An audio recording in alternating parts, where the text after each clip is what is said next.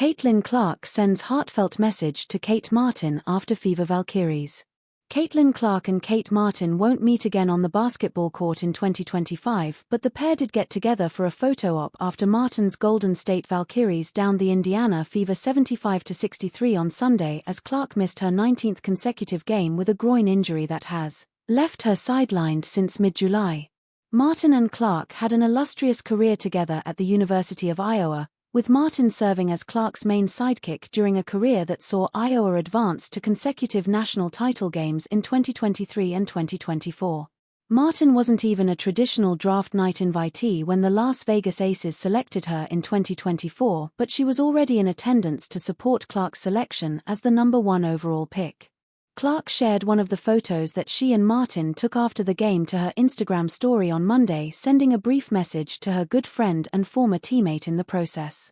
"Proud of you," Clark captioned the post, tagging Martin. What Sunday's win means. Sunday was crucial in the tightly contested WNBA playoff race as the Valkyries' win over the Fever meant the teams flip-flopped as the number 6 and number 8 seeds in the current playoff draw. If that were to stick, the Valkyries would avoid a first-round matchup with the number 1 seed Minnesota Lynx, while the Fever would be tasked with facing the league's most dominant team right off the bat in the first round.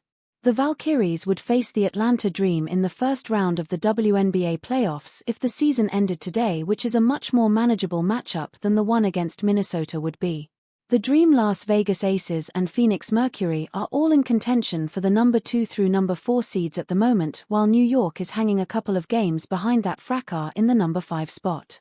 Given how hot the Aces have been throughout the month of August, you would have to imagine Golden State is working hard and doing everything in their power to avoid that matchup in the first round, perhaps as much as they would like to avoid the Lynx. If anyone knows how dangerous the Aces are in the playoffs, it's Valkyries head coach Natalie Nakase, who was a critical staff member for each of their championships as an assistant coach. The Valkyries host the Liberty in another pivotal tilt at the Chase Center in San Francisco on Tuesday, with tip-off set for 10 p.m. Eastern Time, 7 p.m. Pacific Time.